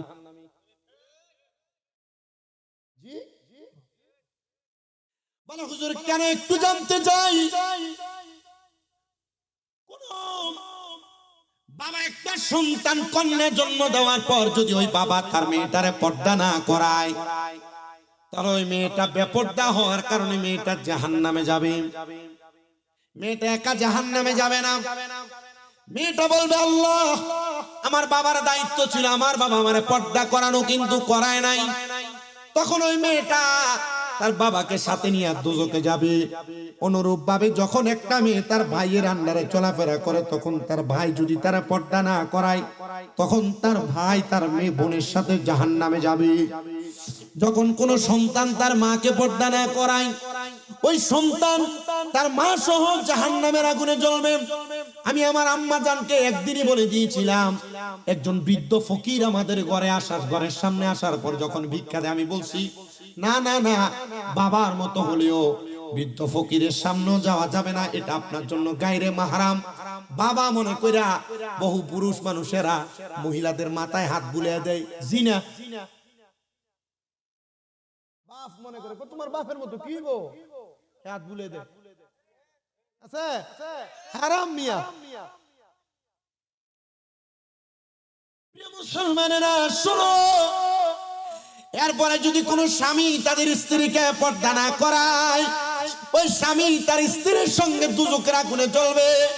কিন্তু আমাদের স্বামীরা যারা আমরা আছি, আমরা বড় বেশে ভাই, যদি আমরা আমাদের স্ত্রীদেরকে অবাধ ভাবে চলতে ফিরতে না দেই, মুখ ছেড়ে দিয়ে চলতে না দেই, পাতলা শাড়ি কাপড় পরে চলতে না দেই, পাতলা জামা কাপড় পরে চলতে না দেই, তাহলে ওই মহিলা ঘরে সিন ক্রিয়েট করে অশান্তি তৈরি করে। হুজুর আমরা বড় বেশা ভাই, আমরা সংসার টিকে রাখার জন্য আমরা আমাদের স্ত্রীদেরকে অসংখ্য ছাড় দেই। না না না, এমন ছাড় দেওয়া যাবে না। যদি তোমার স্ত্রী তোমার আদেশ মান্য না করে, নবী আমার বলেন স্ত্রীদেরকে তোমরা শাসন করবা। হুজুর কেমন শাসন করব? নবী আমার বলেন 1 নাম্বার শাসন, তোমার স্ত্রী তোমার কথা না শুনলে 1 নম্বরে তুমি তার বিছানা আলাদা করে দাও, মানে তার সাথে শোয়া বন্ধ করে দাও। আর এখনের বেডিয়ে তেমন বেহায়ার বেহায়া, নিজের বেটা যদি না শোয় এ বেডি ডাইরেক্ট বেটারে থ্রেট দেয়, তুই বেটা না হইলে কি হইব, আমি বেডি তুরি মারলেই 2-3 বেটা দাঁড়ায়া যায়। আপনারা বলেন এমন ব্যাপারটা বেহায়া মহিলাও সমাজে আছে না? না, বেটি জামাই বিদেশ থাকে, এলাকার ফলাফাইন সব দিয়ে বেটি দিছিল।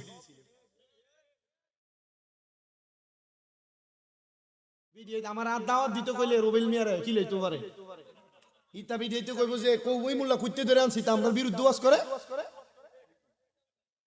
কি দিছে। আপনার দাওয়াত না দিলে নবীনগর আমার মাহফিলের অভাব আছে। আমার শুধু 2027 সাল আইছিনি, 27 সাল এখনো আইছে না, 27 সাল আমার নবীনগরে মাহফিল 13টা রাখা আছে, মানে আগামী বছর ধরতো না। ইতা ভিডিও দা উল্টা আলো দোয়ার লেগে যা মারাবা কই না তো। আমি হিসাব করছি যে রমজান মাসে নবীনগর মানে ব্রাহ্মণবাড়িয়ার বহুত মহিলা আমার ভক্ত যেটি আছে, এটি মনে আমার হাদিয়া হারাইছে না 56,000 না 57,000 টাকা।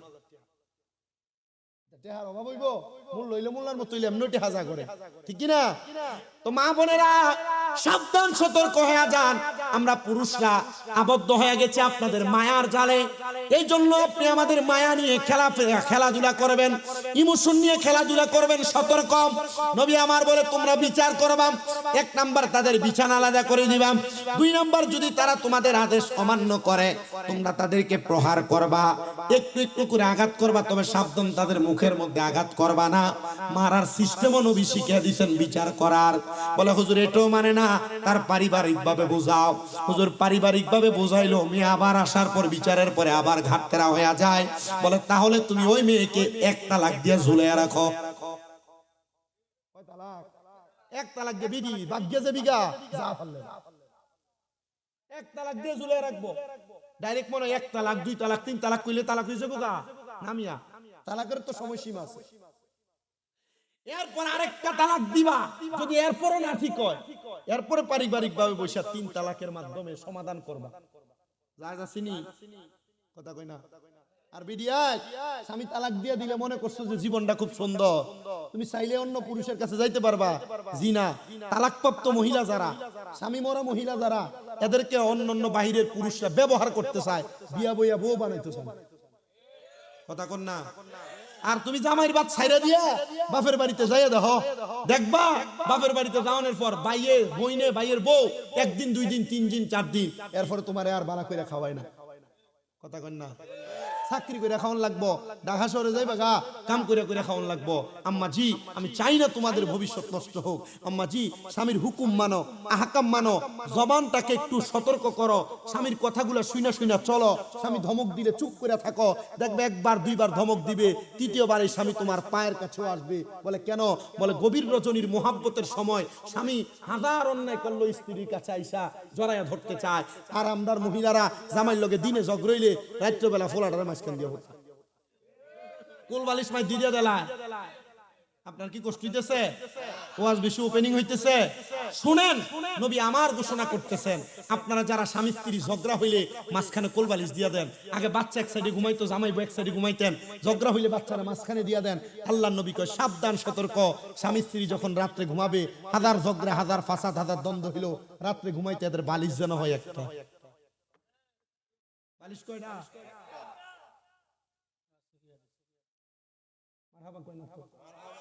মারহাবা কইলো গুণ হইব, জোরে মারহাবা কইলে রাত্রে ধরবো।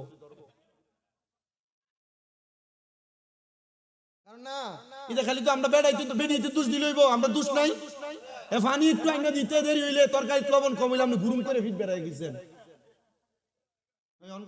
কইতেছে ঠিক আছে, এইটা আপনার পক্ষে কইছি যেন আপনারা আমার বিরোধিতা না করেন, তা বুঝেন না হাম দিছে। আপনার স্ত্রীদেরকে গালাগালি করেন না? পুরুষরা গালাগালি করে না? মহিলাদের মা বাবার নাম তুলে গালি দেয় না? আমার ওয়াজ শেষ, আমি শুধু গোছাইতেছি কথাগুলা, আমার যে আবদারগুলা শেষ করতেছি। কারণ এক মাহফিলে তো এতগুলা বিষয় নিয়ে কথা বলা যাবে না। আমার আব্বা কইছিল যে মা বাবার ওয়াজ করতাম, আমার মা বাবার ওয়াজ কম। এক ফলাইতে কইছে হুজুর আপনি আপনার নানার এক ঘটনা কইছিলেন, এই ঘটনা ওয়াজে কইেন। ইটা কইলে কইছে আমি কিচ্ছা চাইনি। আমি তো একটা ব্যবসা ছড়ে গেছি, আজকে কোনো কিচ্ছা কইছি হুজুর, তো সব তো ওয়াজ করতেছি। মারহাবা কর। আপনারা যারা আপনাদের স্ত্রীদেরকে গালি দেন, এই ব্যাপারে একটু সতর্ক করি। 1 নাম্বার গালি দেওয়া ফাসিকি। গালি দেওয়া কি? কোন দোয়া করলে কবুল হবে না, নামাজ পড়লে কবুল হবে না, গালি দিলে ফাসিক হয়ে যাবে। 2 নাম্বার, না ঠিক আছে সব, আমি একটু দূর থেকে কথা বলতেছি, আর সাউন্ড বালা, আমি আর সাউন্ড দিয়া বহুত মাফিল করছি। আল্লাহর নবী বলেন তোমরা তোমাদের স্ত্রীদের মা বাবার নাম তুলে গালি দিও না। ইয়া রাসূলুল্লাহ কেন? নবী আমার বলে 1 নাম্বার আমি নবী মহিলাদের বাবা। নবী বলে আমি নবী মহিলাদের বাবা। নবী এটা দিয়ে কি বুঝাইলেন? তার মানে আপনি যদি আপনার স্ত্রীর উমুক মারানি জিফে গালি দেন, তো নবীর স্ত্রীদের গায়ে গালি পড়বে। তাহলে নবীর স্ত্রীরা মুমিনদের মা, মুমিনদের মারে গালি দিয়ে আপনি কবিরা গুনাহ করবেন, আপনি গুনাহগার হবেন। এজন্য স্ত্রীদেরকে গালি দিবা না, সতর্ক থাকবা, জবানকে একটু লুণ্ঠিত করবা, মুখকে আবদ্ধ রাখবা, স্ত্রীদের সঙ্গে সুন্দর ব্যবহার, ভালো কথা বলবা, তবে বেশি ছাড়ও দিবা না, আবার বেশি শাসনও করবা না। কারণ আল্লাহ তাআলা এই মহিলাদেরকে আদম আলাইহিস সালাতু ওয়াস সালামের বাম পাজরের বাঁকা হাড় দিয়ে তৈরি করেছেন। বেশি শাসন করতে যাইবা ভাঙে যাবে, আবার বেশি ছাড় দিয়া দিবা দেখবা বেশি উড়ন্ত হয়ে যাবে। তোমরা তোমাদের স্ত্রীদেরকে এমন ভাবে লালন পালন করবা, দেখবা বড় সুন্দর ভাবে চলবে। আমি বড় খুশি হয়েছি যখন আমি আমার ভাই মোহাম্মদ রুবেল ভাইয়ের ঘরের মধ্যে বসেছি, ওনার একটা বোন না যেন ভাগ্নি বলতেছে, আমি বলছি আপনার ছেলেটাকে আপনি মোবাইল দেন না। কই হুজুর আমি মোবাইল টাচ চালাই না। আর আমরা ছেলেরা বাসর করে বউরে টাচ মোবাইল গিফট করে। এই মোবাইল টাচটা, এই টাচটা যার ঘরে আছে, যে মহিলার হাতে আছে, এই মহিলা সংসার টিকিয়ে রাখতে কষ্ট হয়ে যাবে। এই মোবাইল মহিলাদের হাতে থাকলেই মহিলা ঠিকভাবে চালাইতে পারবে না। এ বাংলা নাটক ছায়া ছায়া হরি লোক কার্য করবো, এ বাংলা নাটক ছায়া ছায়া জালের লোক কার্য করবো, এ ভারতীয় বাংলা নাটক ছায়া ছায়া তুমি জামাই লোকের কার্য করবো। আল্লাহ আমাদেরকে বোঝার তৌফিক দিক। আম্মা জিদের কাছে আমার আবদার থাকবে, স্বামীর পায়ের নিচে বেহেশত, এটা আপনারা মনে রাখবেন। আল্লাহ নবীজির প্রখ্যাত একজন আশেকা ছিলেন, যিনি তিনার নিজের মাথার চুল দিয়া স্বামীর পাকে ধৌত করে দিচ্ছেন, স্বামীর পাকে মুছে দিচ্ছেন। এখন এর বেডিয়ে গরম পানি করে দিতে গেলে বেডি চিল্লায়, রাত্রবেলা ঠান্ডা ভাত ফালায় রাখে। আম্মাজিদেরকে বলছি, কখনো যদি না করে থাকেন, আজকে তো ঈদের রাত, একবার আকর্ষণীয় স্বামীর একটু সালাম কইরা পারলে রাত্রবেলা নিজের চুলটা দিয়ে পাটা মুছায় দিয়ে, দাম কমে যাবে। চিন্তা করে, হুজুর আমার সিরামের দাম 1200 টাকা, আমি যে চুলে সিরামটা দেই, এই সিরামটা দিয়ে আমার জামাইয়ের ভাঁ দিয়ে মুস্তামিরা সারাদিন কোনে কোনে আইটেছে।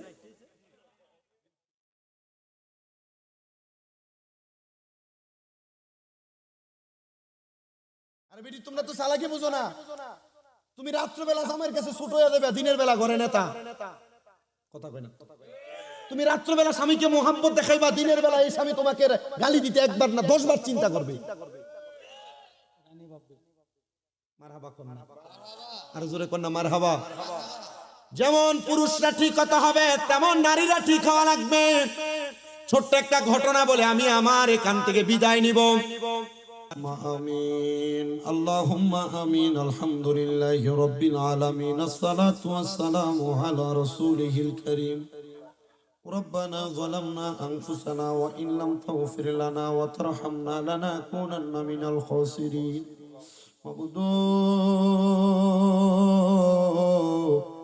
ও দয়াল আল্লাহ, আপনি কি আসমানে না জমিন না পাহাড়ে না দুনিয়ায়, গত জীবনে আপনার কত তালাশ করলাম, সন্ধান পাইলাম না। আল্লাহ বহু সন্ধানের পরে এই ব্রাহ্মণবাড়িয়া জেলার অন্তর্গত নবীনগর থানাধীন মালাই গ্রামবাসী প্রবাসী যুব সমাজের উদ্যোগে কবরবাসীর আত্মার মাগফিরাত কামনার্থে ওয়াজুদ ওয়ার মাহফিল সাজায়া এই তরতম মাহফিলের মধ্যে এলাকার উলামায়ে কেরাম, বিশেষ করে দাড়ি পাকা মুরব্বী বাবারা, যুবক নওজোয়ান ভাইরা, ছোট ছোট মাসুম বাচ্চারা, পর্দার অন্তরালের আমার অনেক মা বোনেরা, সোশ্যাল মিডিয়ার মাধ্যমে দেশ বিদেশের অনেক ভাই বাবারা, মা বোনেরা হাত বাড়াইছে। আল্লাহ, যারা তোমার দরবারে মায়া লাগে, পছন্দ হয়, ওই হাতের উসিলে আমাদের প্রত্যেকের জীবনের গুনাহ তুমি মাফ করে দাও। মাবুদ, আমরার গুনার দিকে তাকাইলে আমরার বড় ভয় লাগে, না জানি গুনার কারণে জাহান্নামের আগুনে দাউ দাউ করে জ্বলা লাগে। তুমি তো অন্তর আমিরে আল্লাহ, ওই আমরা হইলাম ফানা, আমরা সুখে কিনা দুঃখে ডাকি গো আল্লাহ, যাই না কি জানো না রে আল্লাহ, করো আল্লাহ যাহা লয় তোমার মনি। আল্লাহ, তাকে দেখো তোমার কত বান্দারা আজকে এই ঈদগাহ ময়দানের জান্নাতের বাগানের মধ্যে হাত বাড়াইছে।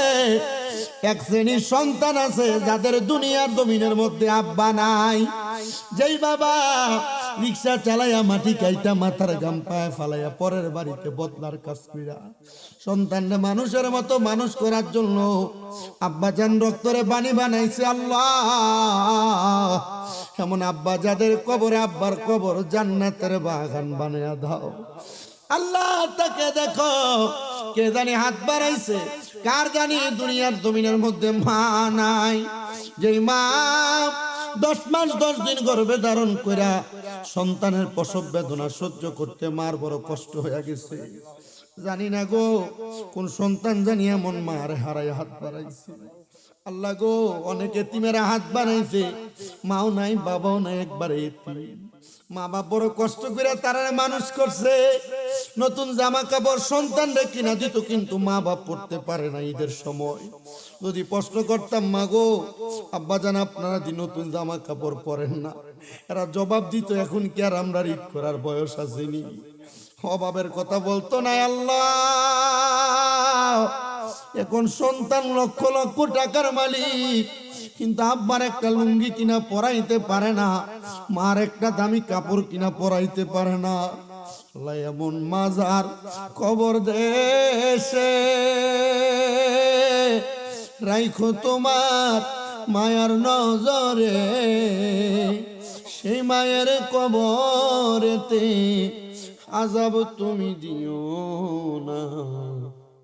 দুঃখের দরদি আমার জনম দুঃখী মা। আল্লাহ তাকে দেখো যাদের মা কবরে বাবা কবরে, আল্লাহ তোমার আদরের বান্দারা মা বাবার জন্য আজকে কত ফোঁটা চোখের পানি ফালাইছে। আল্লাহ তাদের আম্মা আব্বার কবরে আর আযাব দিও না। মরিয়া গিয়াছেন আল্লাহ, ওই আল্লাহ যারার মা বাপ মাফ করিয়া দেন না গো আল্লাহ কবরে রাজা। আম্মায় আব্বা চইলা গেছে আল্লাহ যারারে ফালাইয়া, তারারে রাই খাগো গেছে কান্দিবার লাগিয়া। আম্মা নাই রে আব্বা নাই রে যাহার সংসারে, তাহার মতো এতিম নাই রে জগতে। আল্লাহ যাদের মা বাবা কবরে তাদের মা বাবারে তুমি মাফ করে দাও। যাদের মা বাবা বেঁচে আছে হায়াতে তওবা নসিব করে দাও। অনেকের মা বাবা অসুস্থ, পরিপূর্ণ সুস্থ বানিয়ে দাও।